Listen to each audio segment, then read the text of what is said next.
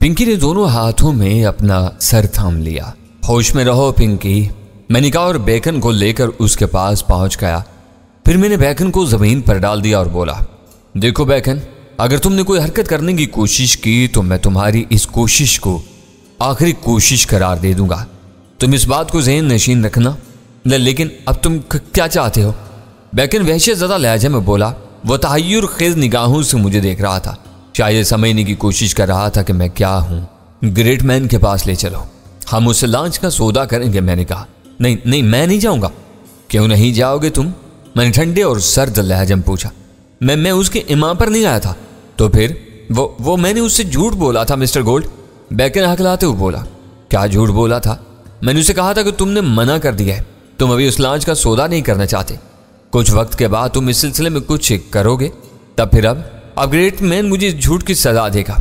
देखो बेकन, तुमने जो कुछ किया है तुम्हें उसकी सजा भुगतना ही होगी। इसकी बजाय कि वो सजा मैं तुम्हें दूं, तुम्हारा साथी ही तुम्हें सजा दे तो ज्यादा ही बेहतर रहेगा। नहीं please mister gold, great man बहुत खतरनाक है, वो मुझे नहायत सख्त सजा देगा।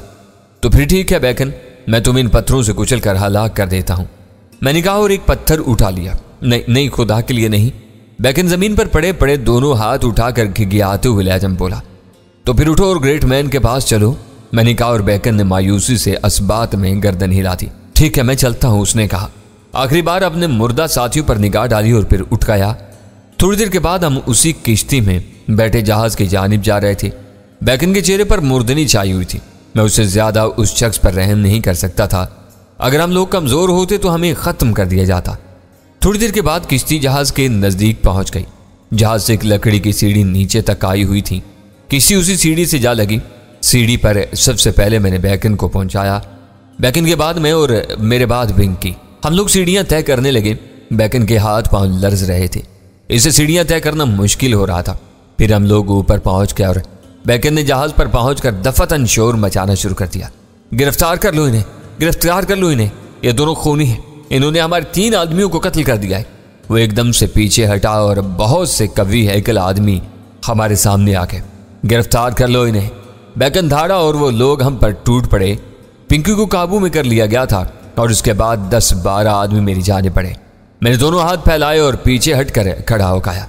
देखो, अगर तुम लोग जिंदगी चाहते हो तो कुछ करने से पहले ग्रेट मैन से कहो कि मैं उससे बात करना चाहता हूं।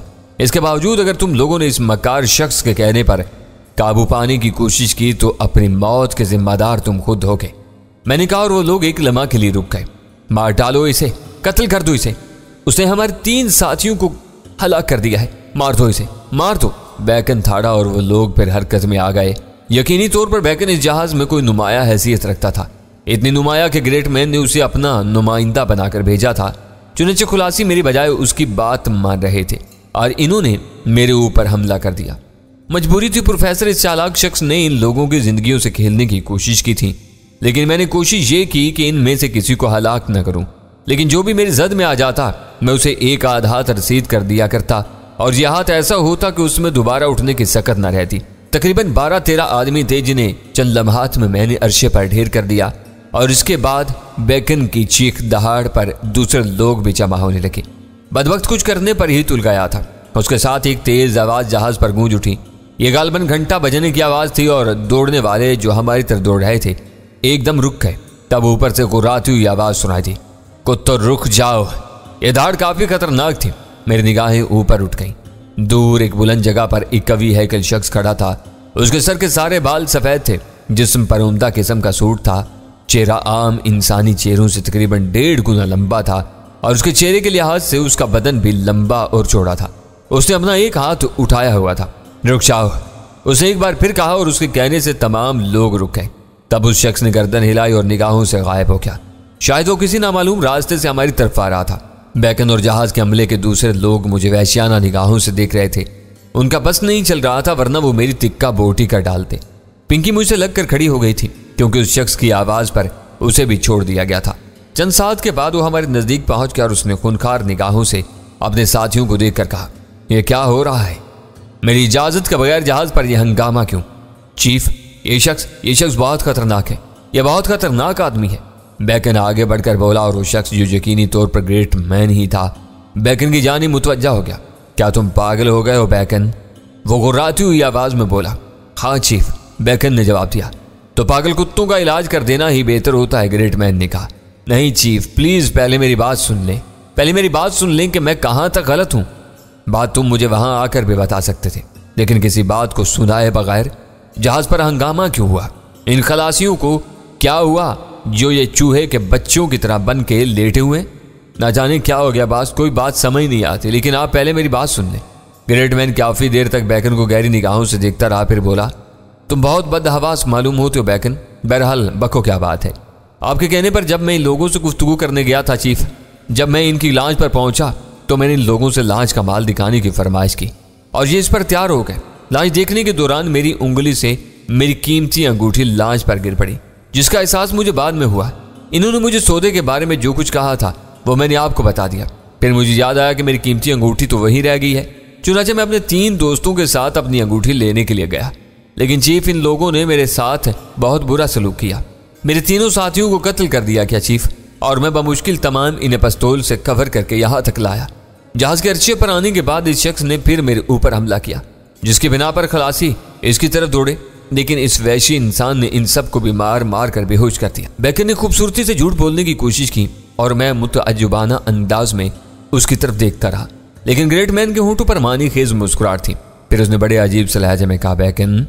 Yes chief. बेकन, जिसके चेहरे पर हवाइयां उड़ रही थीं, अपने खुश्क होंठों पर जुबान फेर कर बोला, तुम जैसे इंसान को कम अज कम झूठ तो सलीके से बोलना चाहिए। मुझे बड़ी मायूसी हुई है। मैं नहीं समझा चीफ। बेकन ने बुखलाए हुए अंदाज में कहा, सच बताओ बेकन, क्या हुआ था? मैं बिल्कुल सच कह रहा हूं चीफ। सोच लो बेकन, क्या तुम जो कुछ कह रहे हो वो वाकई दुरुस्त है?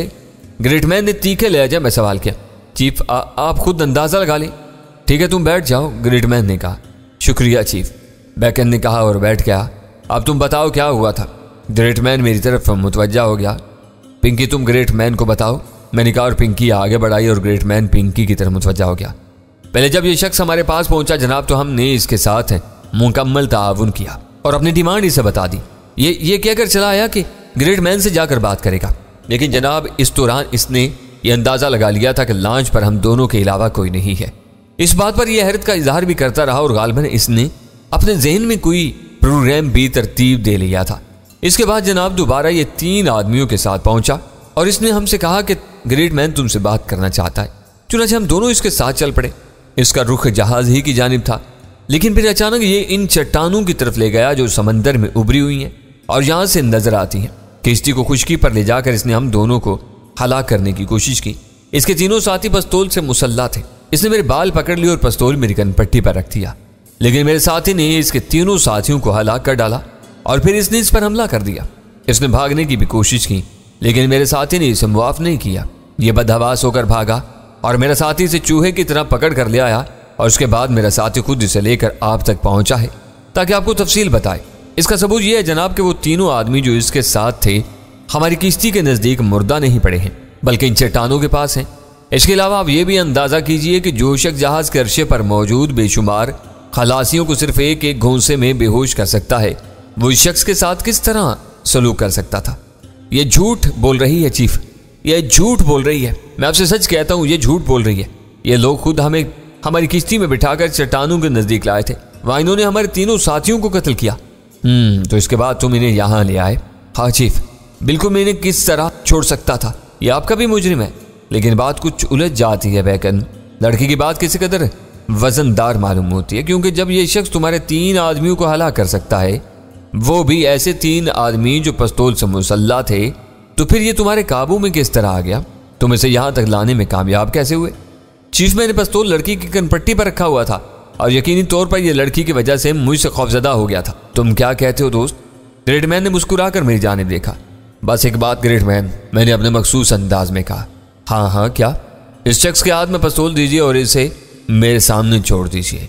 इसके बाद ये अगर मुझ पर काबू पा ले तो इसका कहना दुरुस्त है, वरना फिर मुझे इजाजत दीजिए कि मैं इसे इसके झूठ की सजा दूं। ठीक है, मंजूर है, ग्रेट मैन ने जवाब दिया और बेकन बुखलाए हुए अंदाज में खड़ा हो गया। चीफ, मैं बहुत ज्यादा खौफजदा और बदहवास हूं। मैं इससे मुकाबला नहीं करूंगा। बकवास नहीं करो बेकन, तुम्हें इससे मुकाबला करना पड़ेगा, ग्रेट मैन ने सर्द लहजे में कहा। लेकिन चीफ, मैं अपने हवास में नहीं हूं। मुझे पुरस्कून होने का मौका दिया जाए, इसके बाद मैं इससे मुकाबला करूंगा। क्या तुम मेरी हुक्म अदूली की जुर्रत करोगे बेकन? हरगिज़ नहीं चीफ, लेकिन बराए करम मेरी हालत पर गौर करें। मैं आपके साथियों में से हूँ और ये शख्स अजनबी। आप एक अजनबी शख्स की बात पर यकीन करके मुझे मौत के मुंह में धकेल रहे हैं। बैकन ने कहा। ग्रेट मैन का चेहरा सुर्ख हो गया। बैकन के चेहरे पर सख्त बदहवासी के तासुरात नजर आ रहे थे। वो परेशान निगाहों से कभी मुझे और कभी ग्रेट मैन को देख रहा था। मुझे यूं महसूस हो रहा है बैकन कि तुम अपनी जिंदगी के आखिरी लम्हात गुजार रहे हो। तुम मेरी हुक्म अदूली भी कर रहे हो। किसी भी मसला में मेरी बात में ताखीर मेरे लिए नाकाबिले बर्दाश्त होती है, ये तुम अच्छी तरह जानते हो। खड़े हो जाओ वरना मैं अपने हाथ से तुम्हें गोली मार दूंगा। ग्रेट मैन ने अपना पिस्तौल निकाल लिया था। मैं इसे हलाक कर दूंगा चीफ, मैं इसे हलाक कर दूंगा। बैकन वहशियाना अंदाज में उठ खड़ा हुआ। उसने पिस्तौल निकाल लिया और दूसरे लम्हे मेरी तरफ रुक करके फायर कर दिया। हालांकि मैं अगर चाहता तो बैकन के सामने ही खड़ा रहता, लेकिन मैंने झुककर उसका निशाना खता दिया और दूसरे लम्हे उस पर छलांग लगा दी। मैंने पहले बैकन का हाथ पकड़ा, फिर उसकी गर्दन और फिर उसे उठाकर फर्श पर दे मारा। बैकन की दिल खराश चीख गूंज उठी थी। ग्रेट मैन अपनी जगह से उठकर खड़ा हो गया और फिर उसने मेरी जानब देखते हुए कहा, बहुत खूब ताकतवर शख्स, बहुत खूब। मेरे साथ आओ और लड़की तुम भी, उसने पिंकी से कहा और उस जगह से आगे बढ़ गया जहां ये सारा ड्रामा हुआ था। ग्रेट मैन बिल्कुल खामोश था। थोड़ी देर के बाद वो जहाज की कैबिन में दाखिल हो गया और हम लोगों को बैठने की पेशकश की। मैं तुमसे ये बात नहीं पूछूंगा दोस्त कि ये लांच किसकी है और तुमने कहां से हासिल की। समंदर के कानून के मुताबिक हर वो जहाज या लांच जो दूसरे लोगों से खाली हो, इसकी मलकियत होती है, जो उस पर काबज हो, और हम इस माल की खरीदारी के लिए यहाँ आते हैं जो किसी खास जरिए से हासिल किया गया हो। अब तुम हमें इसकी कीमत बताओ, ग्रेट मैन ने कहा और पिंकी के चेहरे पर किसी कदर सुकून के आसार नजर आए और फिर उसने अपनी मतलूबा रकम उसके सामने भी दोहरा दी। सामान की तफसील है तुम्हारे पास, उसने पूछा। नहीं, पिंकी ने गर्दन हिला दी। तब फिर इस बात का फैसला किस तरह हो सकेगा कि इस सामान की यही कीमत है जो तुम तलब कर रही हो। अगर आप एक मुखलिस इंसान की मानी सौदा करना चाहते हैं जनाब, तो सामान चल कर देख लीजिए। मैंने इसकी भरपूर रकम लगाई है, लेकिन इसमें रद्दो बदल भी हो सकती है। कितनी रकमनी है, ग्रेट मैन ने पूछा और पिंकी ने दोबारा अपनी रकम बता दी। ठीक है, हमें मंजूर है, यह रकम तुम्हें यहीं और इसी जगह अदा कर दी जाएगी, ग्रेट मैन बोला और फिर उसने एक घंटी बजाई। चंद साथ के बाद दो आदमी दाखिल हो गए। ग्रेट मैन ने उन्हें अपने कार्ड्स पर पिंकी की मतलूबा रकम लिख कर दी और वो लोग उसे लेकर चले गए। चंद ही साथ के बाद पिंकी के सामने नोटों से भरे हुए दो पतले पतले चमड़े के संदूक पहुंच गए। पिंकी ने उन्हें खोलकर देखा और उसकी आंखों में बेपनाह चमक पैदा होगी। इसे अपने ज़हन पर काबू रखना मुश्किल हो रहा था। तब मैंने उसके शाने पर हाथ रखा और पिंकी ने मुस्कुराती निगाहों से मुझे देखा। ओह गोल्ड, उसे सिर्फ इतना कहा, इससे आगे उसकी आवाज नहीं निकल सकी थी। ग्रेट मैन हम दोनों को दिलचस्प निगाहों से देखता रहा। फिर उसने गर्दन हिलाते हुए कहा, बहरसूरत बैकन की तरह मुझे भी इस बात पर हैरत है कि तुम दोनों ने किस तरह इस लांच को कब्जे में कर लिया। और हाँ सुनो, मैं बहरहाल सौदागर हूं, लेकिन अपने पेशा की जो बुनियादी हकीकतें हैं इनसे निगाहें भी नहीं चुराता। हम दुनिया के तमाम ममालिक के कानून से बगावत करते हैं और अपनी तिजारत करते हैं, लेकिन वो लोग जो हमारे हम पेशा हैं और छोटे पैमाने पर काम करते हैं हमारे तहफ़्फ़ुज़ में होते हैं। हम कभी ये कोशिश नहीं करते कि कारोबार में छोटी छोटी गलाजतें शामिल करें। बैकन जो काम करने जा रहा था वो मैं भी कर सकता था कि तनहा लांच को लूट लिया जाए, लेकिन इस तरह कारोबार खराब हो जाता है। भला फिर कौन इस जजीरे की जानिब रुख करता और हमें फिर माल के हसूल में दुश्वारियां पेश आती।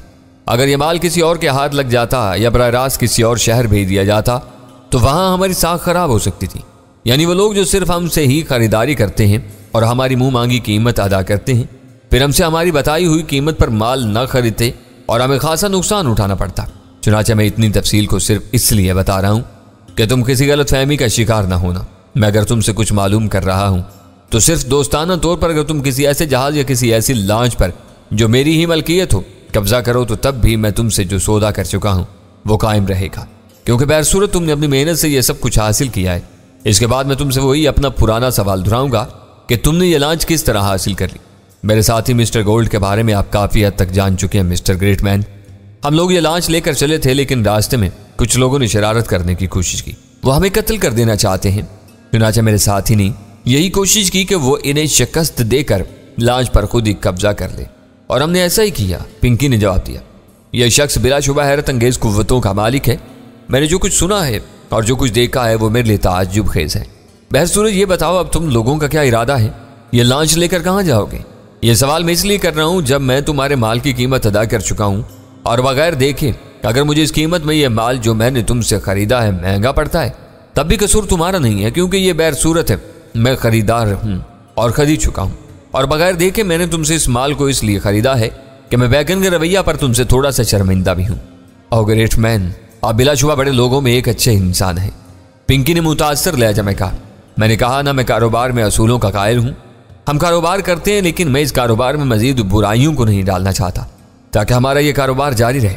हमारे ज़हनों में कोई खास प्रोग्राम नहीं है ग्रेट मैन, बल्कि मैं तो इस बात से खौफजदा हूं कि अगर हम खाली लांच लेकर किसी ऐसी जगह पहुंचने की कोशिश करें जहां से हम दूसरी जिंदगी का आगाज करें, तो कहीं ऐसा ना हो कि रास्ते में हमें वो लोग मिल जाएं जो हमें तलाश करने निकले होंगे। पिंकी ने जवाब दिया। मैं इस सिलसिला में भी तुम्हारी मदद कर सकता हूँ, ग्रेट मैन ने कहा। वो क्या जनाब? पिंकी ने पूछा। अभी हम इस जहाज पर यहीं कुछ दिन और इंतजार करेंगे। तुम अगर चाहो तो हमारे साथ ही रह सकते हो। फिर जब हम यहाँ से कहीं जाएंगे तो तुम्हें किसी मुनासिब जगह छोड़ देंगे। यह मेरी तरफ से एक मुखलिसाना पेशकश है। पिंकी के चेहरे पर खुशी के आसार उभर आए थे और फिर उसने मुसरूर लहजे में कहा, ओह डियर ग्रेट मैन, तुम वाकई अपने नाम की तरह अजीम हो। तुमने मेरे साथ जो सलूक किया है हम उसे जिंदगी भर याद रखेंगे, और ये बेहतरीन ताउन होगा अगर तुम ऐसा करो। तब तुम आज से खुद को ग्रेट मैन की पनाह में समझो, या तुम्हारे लिए उम्दा बंदोबस्त कर दिया जाएगा और तुम किसी तकलीफ का शिकार नहीं रहोगी। मैं इसके लिए शुक्रगुजार हूँ, पिंकी ने कहा, और ग्रेट मैन ने गर्दन हिला दी। फिर उसने अपने लोगों को बुलाकर हमारे सिलसिले में कुछ हदायत की, और उसके बाद हम लकड़ी के एक उम्दा कैबिन में मुंतकिल हो गए। पिंकी की मुसर्रतों का ठिकाना नहीं था। खुशी उसके अंग अंग से फूट रही थी, और ये खुशी उन कागज के टुकड़ों के लिए थी जो चमड़े के बक्सों में बंद थे। और गोल्ड मेरी जान, अगर मैं ये कहूँ कि मेरे मुस्तकबिल की तामीर में सिर्फ तुम्हारी ज़ात पोशीदा है तो झूठ या कोई जज्बाती बात ना होगी। तुम हालात पर काबू पाने में अपना सानी नहीं रखते। तुम्हारी बेपनाह कुव्वत हर कदम पर मुआवन साबित हुई है, पर नाकामयाबी का कोई और जरिया नहीं था। मैं तो कदम कदम पर नाकाम हुई हूँ। चुनांचे अगर मैं कहूँ कि मेरी कामयाबियाँ सिर्फ तुम से हैं तो बेजा ना होगा। मेरा बस नहीं चलता गोल्ड कि मैं तुमसे अपने भरपूर जज्बात का इजहार कर सकूं। गोल्ड, अब हम किसी हसीन से मुल्क के किसी हसीन से शहर में एक हसीन सा घर बनाकर रहेंगे। मैं सारी जिंदगी तुम्हारी खिदमत करूंगी। इस दौलत के सहारे हम सारी उम्र सुकून से गुजार सकते हैं, लेकिन मेरा मिशन कुछ और है पिंकी। मैंने कहा, क्या गोल्ड? क्या? मुझे बताओ। मैं हर लम्हा तुम्हारी मुआवन हूँ। मैं इसी तरह तुम्हारा साथ दूंगी जिस तरह तुमने मेरा साथ दिया। पिंकी, मैं तुम्हारी इस दुनिया को देखने का ख्वाहिशमंद हूँ। मैं इसके हर पहलू से रोशनास होना चाहता हूँ। यही ख्वाहिश मुझे यहाँ लाई है, और इसी ख्वाहिश के तहत मैं वो तमाम इक़दामात कर रहा हूँ जो रास्ते की ज़रूरत होते हैं। तो इससे क्या फ़र्क पड़ता है गोल्ड? मैं इसमें भी तुम्हारी मुआवन रहूँगी। हमारे पास बेपनाह दौलत है। किसी मखसूस जगह हम अपना क़याम रखेंगे, यानी वो जगह हमारी होगी, और इसके बाद मैं तुम्हें इस दुनिया के चप्पा चप्पा की सैर कराऊंगी। मैं पहले भी तुमसे वादा कर चुकी हूँ, मैं तुम्हें हर उस चीज़ से रोशनास कराऊंगी गोल्ड जो इस दुनिया में मौजूद है। यहाँ हमें भांत भांत के लोग मिलेंगे। तुम देखना कि लोग हमारी किस कदर इज्जत करते हैं। मैं तुम्हारी तमाम ख्वाहिशात पूरी करूंगी गोल्ड, बिल्कुल इसी तरह जिस तरह तुमने मेरी ख्वाहिशात पूरी की हैं। पिंकी ने कहा, और मैंने गर्दन हिला दी। जो कुछ ये लड़की कह रही, अगर इस पर कार बंद रही तो इसके साथ रहने में क्या दिक्कत पेश आ सकती है प्रोफेसर? इस जदीद दुनिया के मिजाज से भी मैं अच्छी तरह वाकिफ होता जा रहा था। मैंने अंदाज़ा लगा लिया था कि इस दुनिया के असूल भी ज़माने कदीम के लोगों से मुख्तलिफ नहीं है। इनकी सोच वही है, इनके मसाइल भी वही हैं। और प्रोफेसर, ये अमल जिसके तहत मुझे ये दुनिया इस कदर जदीद नज़र आ रही थी, खिलाफ फितरत नहीं था। तुम देखो, गारों में रहने वालों ने अपनी सहूलतों और आसाइशों की तलाश में कदम उठाए और शिकार के लिए पत्थर के हथियार तैयार कर लिए। जिंदा रहने के लिए आग और दूसरी चीज़ें तलाश की थीं। गोया जुस्तजू इंसानी जहन का बुनियादी जुज़ है। अब बात रह जाती है इसकी पहुँच और इसके वसाइल की। तो इसने बदलते हुए अतवार के साथ ज़्यादा से ज़्यादा जहानत हासिल की और पत्थरों से हथियार आतशी हथियारों में बदल दिए। अपने दुश्मन पर फोकियत हासिल करने के लिए इसने शदीद मेहनत की और कामयाबियां हासिल की। ठीक है पिंकी, तुम एक अच्छी दोस्त हो, मैंने पिंकी को जवाब दिया। मैं जिंदगी के किसी भी मरहले में तुम्हें छोड़ने के लिए तैयार नहीं हूँ गोल्ड। मेरी सोच वही होगी जो तुम्हारी।